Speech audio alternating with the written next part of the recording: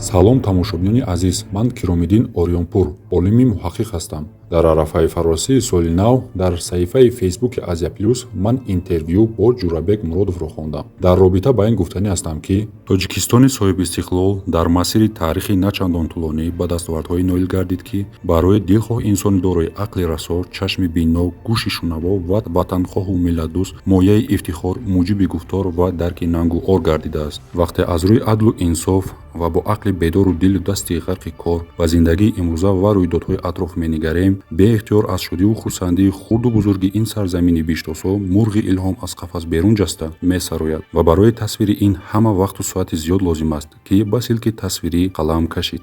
миллати сарбаланди тоҷик сиюмин солгарди истиқлолияти давлатиашро таъвам бо чандин ҷашнвораҳои байналмилаливу минтақавӣ ончунон ҷашн гирифт ки назираш дар ягон гӯшаи дунё набуд. миллат хурсанд, раъият шод, мулк обод, амнияти ҳар як фард таъмин, ҳама пай рӯзгори осоишта, саргармию кореву шуғле. чунин аст як сайри дидаи хушбин ба авзои имрӯзаи Тоҷикистони биштосо ва барҳақ барои ман ҳам ҳамчун як фарди фарҳангдӯст аз ҷон болотар. вале дар ин росто ҳастанд афроди курдил, носипос, бегонапараст, дорои дили пур аз кинаву адоват, дурӯя, тамаллуқкор, душмани дӯстнамо ва билохира хоин ки ҳамаи ин дар назарашон наметобад ва аз табиати ақрабтаборӣ неш мезананд ба пайкари миллат. мавриди назар мусоҳибаҳои беақлона, муғризона ва хоинонаи Ҷурабек Муродов, ҳунарманди халқии СССР мебошад ки чанде пеш дар сомонаи Азия Плюс дарж гардидааст. чанд ҷавоби зидду нағзи ин шайтонсифатро ба риштаи таҳлил кашида мехоҳем ки як маротиба хонандаи азиз ва мардуми шарифи Тоҷикистон симои аслии ин нобиғи ҳунарро бубинанд. камина солҳои зиёд дар пашӯҳишгоҳи равандҳо ва дигаргуниҳои фазои иҷтимоии иқтисодӣ кишварҳои Осиёи Марказӣ Академия улум фаъолият доштам. воқеаҳои ахири асри 20 то имрӯзро пурра таҳлилу баррасӣ намуда дар асаре бо номи глобализатсия ва Тоҷикистон гирд оварда нашр намудам. мақсад ин аст ки аз тамоми воқеаву рӯйдодҳои замонӣ то истиқлол ва 30 соли баъдӣ шоҳиди бевосита ҳастам. мегузарем ба мақсади асл. дар ин мусоҳиба ҷое гуфтааст тоҷик барои истиқлолият 150 000 қурбонӣ дод, вале то ҳол озод нест. ман мехоҳам ӯ ба по хезад. во аҷабо, эй гандумнамои ҷавфурӯш, оё барои рехтани хуни 150 000 нафар худат низ гунаҳгор нестӣ? ҳофиз гуҷову сиёсат гуҷо. дар замони шӯравӣ бо чоплусӣ ва дастоврезӣ садҳо вазиру кабир бо унвони ордену медалу дигар имтиёзҳои давлатӣ аъзои ҳизби коммунист ва депутат шудӣ. чун мардум дар майдонҳо барои гирдиҳамоӣ гирд омаданд, дарра ба болои ҳамаи гузаштаи нанговари худ пой монда дар як шаб демократ шудиву думи худро ба тарафи издиҳоми мардум гардондӣ ва президенти қонунан интихобшуда нафаре ки ба ин мартабаҳо расиданат кӯмак карда буд, Қаҳор Маҳкамовро дар толори маҷлиси олӣ ба истеъфо даъват кардӣ.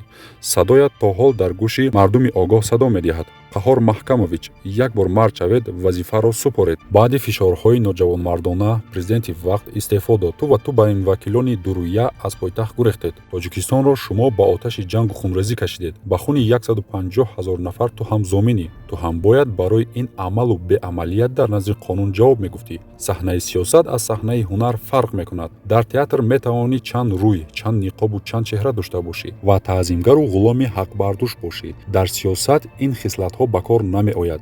якрӯиву ростқавлӣ ва ватандӯстиро мепарварад майдони сиёсат. дар он солҳои нобасомон қурбоқа ҳам пой дароз мекард то наълаш кунанд. ҷои дигар мегӯяд шиори ман бо худо, бо халқ ва бо худ будан аст. ин шиори дурӯғинро ба касе гӯяд ки туро нашиносад. корҳои кардаатон ва бо саргузашти талхи паси сар кардаатон дар гумон аст ки худо чунин зоти касифро бипазирад. бо халқ набудед ягон вақт, бахусус дар лаҳзаҳои вазнин маҳфилорои душманони миллати тоҷик будед ки он замон аз тоҷику тоҷикистонӣ ҳазар доштанд. бо худ ҳам нестед, чунки танҳо инсони комил, бенафсу бениёз метавонад танҳо бо худ бошад. ин ҷо мехоҳам чанде аз авроқи нангин ва саҳафоти ноҷавонмардонаи зиндагиномаатро варақ занам. дар солҳои 70-уми қарни гузашта Шодравон Муҳаммадҷон Воҳидов ҳамчун номзад ба унвони ҳунарманди халқии СССР пешниҳод гардид. чун ӯ ҳунарманди аслии миллат буд, обурӯву мартабааш болотар аз ҳиллаву найрангбозиҳои ту буд ва шанси бештар дошт. ту Ҷурабек Муродов бо дасисаву аризабозиҳо ӯро сиёҳ карданӣ шудӣ пеши мақомдорони вақт, вале ин ҳиллат нагузашт. дар сафари ҳунарӣ Маҳмудҷон Воҳидовро дар давлати Ироқ ҳамроҳӣ дошти, чун дӯст худро вонамуд карда шабона ба майнӯшӣ пардохтӣ ва ӯро аз тирезаи меҳмонхона ба берун дила кардӣ. ҷасади Маҳмудҷон Воҳидовро аз Ироқ оварданд, вале ту ҳамаи дарҳои тафтишотро бо пулу ҷурабозӣ бастӣ, ҷиноятро пинҳон кардед, вале баъдҳо соли 2007 дар як барномаи телевизионӣ аз як нафаре, ки ҳамроҳатон буд, Орзу Исоев ин ҳодисаро пурсид. Мусоҳиб гуфт, ки бале, дар ҳақиқат Ҷурабек Муродов аз Маҳмудҷон Воҳидов қасдашро гирифт. Ин суханон дар эфир рафт. Гумон доштам пагоҳ эътироз ё судбозӣ сар мешавад, вале хомӯширо ихтиёр кардӣ, чунки гунаҳкор будӣ. Дастони нопокат ба хуни ин нобиғаи ҳунар олуда буд. Дар ин мусоҳиба расмҳоятро бо Кабзону Шердил Ҷураев ва дигар ҳунармандони сатҳи ҷаҳонӣ нашр карда, гуфтание, ки бинед, ман дар хориҷа обрӯ дораму дар ватан не, поёнтар чашмам ба акси чеҳраи берӯҳи туву ҳамсарат бархӯрд. Медонӣ, ҳамин ҳамсарат сабаби беобрӯ буданат дар ватан аст. Хубаш дар бораи оила, тарбияи фарзанд сухан нагӯӣ. ин миллати соҳибтамаддун бо фарҳангу соҳибдин он коре кардӣ намебахшад. хуб янга аз никоҳи худат набаромада, аз қафои як ҷавони ҳузарбии туркасл рафту хиёнат кард ва овоза ҳам паҳн шуд, ки аз дастат рисолати оиладорӣ ва вазифаи ҷонии шавҳар будан намебаромадааст. инро фаҳмидем, лекин ҷавонии кампиракат тез гузашту баргашт. танҳо беномус дар ислом даюз гӯянд метавонад зани сабукпоро дубора қабул кунад. миёни аҳли ҷомеаи суннатии Тоҷикистон солҳое матраҳанд. ӯро ҳалола карда гирифтӣ. чаро аз болои никоҳ боз никоҳ кард? агар беникоҳ буд, пас ҷонибекатон ситораи камнури дунёи ҳунар валадулзиност. дар ҳамин ҳошия як кори таърихии дигарро, ки тамоми элитаи сиёсии давр медонанду шоҳид буданд, барои хонандаи Закӣ гуфтаниям. пас аз вазифа рафтанаш Шодравон Қаҳор Маҳкамов аз маъракаву нишастҳо ва ҳатто суҳбатҳои сарироҳӣ канор меҷуст. боре дар маъракаи оши наҳори як дӯсту рафиқи наздикаш мебинад, ки Ҷурабек Муродов суруд мехонад. ҳама мераванд, вале Қаҳор Маҳкамович бо ду-се нафар ҳампаҳлӯяш бо диққат гӯё гӯш мекунад. пас аз чанде Ҷурабек Муродов ба назди Қаҳор Маҳкамов омада бо нимтанзим даст дароз мекунад, вале Маҳкамович дасташро аз киса набароварда меистаду ва ба чашмони Ҷурабек Муродов менигарад. Ҷурабек бо тамаллуқи ирсӣ мегӯяд: устоди азиз, навфаҳмидам, ки шумо мухлиси асосиам будед. ҳама рафтанду танҳо шумо мондед. як-ду суруди дигар хонам. дар ҷавоб Қаҳор Маҳкамов мегӯяд: Ҷурабек бой, акнун фаҳмидед, ки кӣ мардак будааст. манзураш партофта рафтани занаш буд. бархӯрди ноҷавонмардона ва носипосиатон на танҳо бо Шодравон Қаҳор Маҳкамов,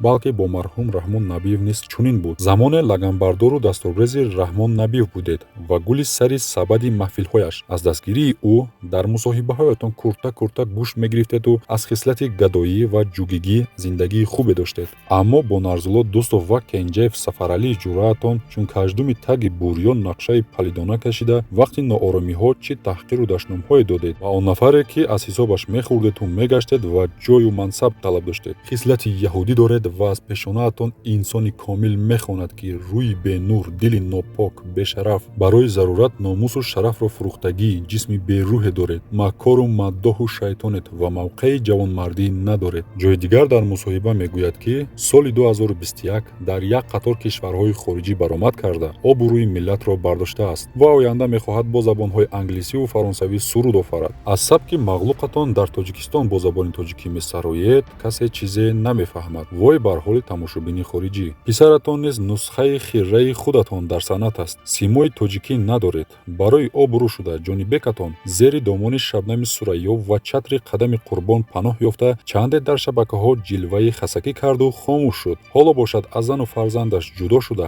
духтари мансабдореро барои пулу шӯҳрат пайдо карда ба занӣ гирифтааст. ин ки шуморо дар ватан гӯш намекунанд, аз ҳама хафаед, беҳуда. миллати тоҷик санъати аслиро мепарварад, на сабки манғитиву кашишҳои ноҷо ва янг-янгатонро. миллати тоҷик пеш аз истиқлолият Акашариф Ҷураев, Шоҳназар Соҳибов, Боймуҳаммад Ниёзов, Маъруф Хуҷа Баҳодуров, Одина Ҳошим, Зафар Нозим, Давлатманд Холов, Файзали Ҳасанов, Саидқул Билолов ва садҳо устодони соҳаи сарояндагӣ дошт, ки ҳамаи онҳо дорои сабки худ ва аз эҳтироми хосаи мардум бархурдор буданду имрӯз низ ҳастанд.